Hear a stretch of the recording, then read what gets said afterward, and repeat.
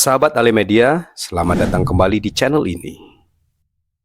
Kali ini kita akan menelusuri sosok René Descartes, seorang filosof dari Eropa yang merupakan bagian dari abad pencerahan. Inilah René Descartes, pemikiran dan metodologi dalam abad pencerahan. René Descartes adalah salah satu filosof, matematikawan, dan ilmuwan paling berpengaruh dalam sejarah pemikiran Barat. René Descartes lahir pada tanggal 31 Maret tahun 1596 di Prancis. Ia dibesarkan dalam keluarga bangsawan dan menerima pendidikan klasik yang baik, termasuk di Collège Jesuit La Fleche, di mana ia belajar matematika dan filsafat.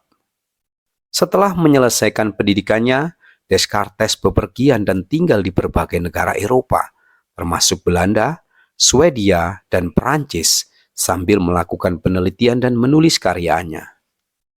Descartes wafat pada tanggal 11 Februari tahun 1650 di Stockholm, Swedia, di bawah perlindungan Ratu Kristina.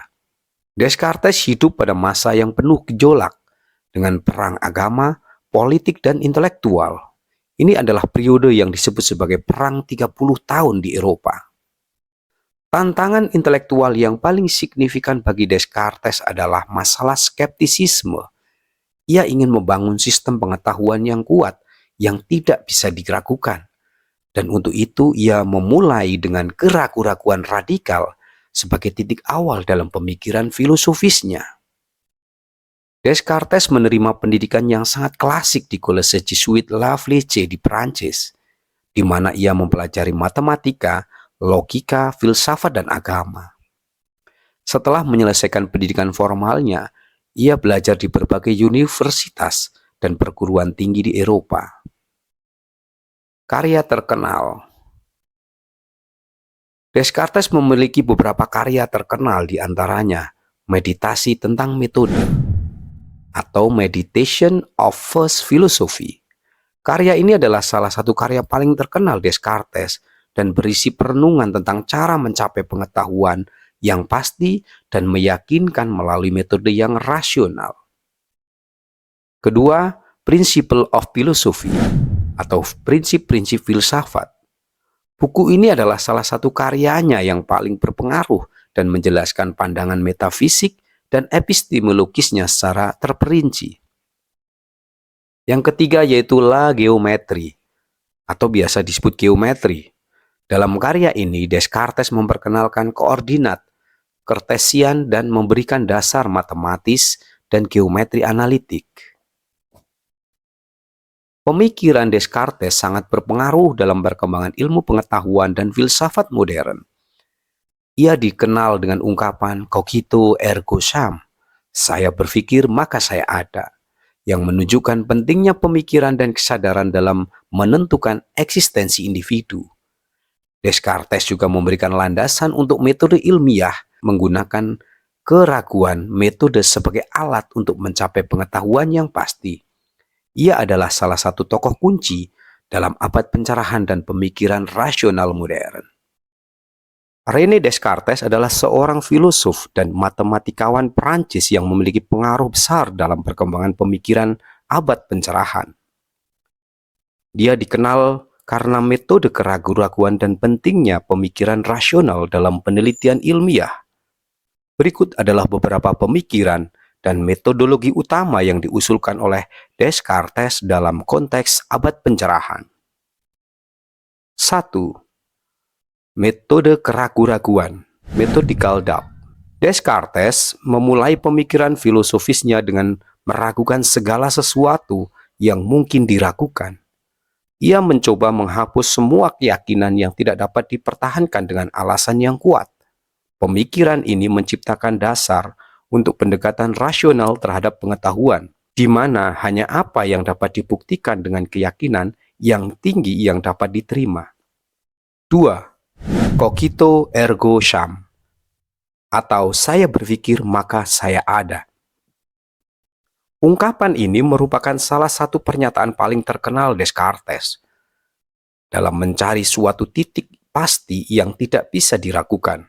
Ia menyatakan bahwa ketika kita meragukan segalanya, kita dapat meragukan bahwa kita sedang berpikir. Oleh karena itu, keberadaan individu yang meragukan ini pasti. Ini adalah landasan penting dalam membangun pengetahuan dan realitas yang bersifat rasional. 3. Pemisahan tubuh dan pikiran. Descartes memisahkan antara tubuh atau sebagai materi dan pikiran sebagai rohani dalam karya-karyanya. Ini dikenal sebagai dualisme substansial. Dia berpendapat bahwa tubuh adalah materi yang bisa diamati dan diukur, sedangkan pikiran adalah entitas yang tidak dapat memiliki sifat fisik. Pemisahan ini memiliki implikasi dalam pemahaman tentang diri manusia dan pengetahuan. 4. Metode geometris. Descartes sangat dipengaruhi oleh metode ilmiah matematika, terutama geometri. Dia mencoba menerapkan pendekatan matematika ini ke dalam pemikiran filosofisnya dan mengusulkan bahwa pengetahuan yang dapat diragukan harus dibangun berdasarkan dasar-dasar yang pasti, seperti aksioma dalam geometri. 5. Teori kesalahan dan keraguan-raguan. Descartes mengakui bahwa kesalahan dalam berpikir dapat terjadi. Oleh karena itu, ia mengembangkan metode untuk menghindari kesalahan, seperti mengelompokkan gagasan-gagasan yang jelas dan berbeda serta merinci pemikiran secara berurutan. Pemikiran dan metodologi Descartes memainkan peran penting dalam perkembangan metodologi ilmiah modern. Pendekatan keraguan-raguan dan pencarian dasar-dasar yang pasti menjadi prinsip dasar dalam penelitian ilmiah. Pemisahan antara tubuh dan pikiran juga mempengaruhi perkembangan filsafat dan ilmu pengetahuan. Gagasan Descartes tentang metode ilmiah dan pentingnya pemikiran rasional menjadi landasan bagi perkembangan pemikiran abad pencerahan yang menekankan pentingnya akal sehat dan keraguan-raguan terhadap keyakinan tradisional. Itulah informasi singkat tentang latar belakang René Descartes. Berikutnya kita akan ulas tentang para filosof-filosof abad pencerahan di sesi berikutnya. Terima kasih sudah menyimak Alimedia. Jangan lupa like, comment, and share. Dan sampai ketemu di edisi berikutnya. Sampai jumpa.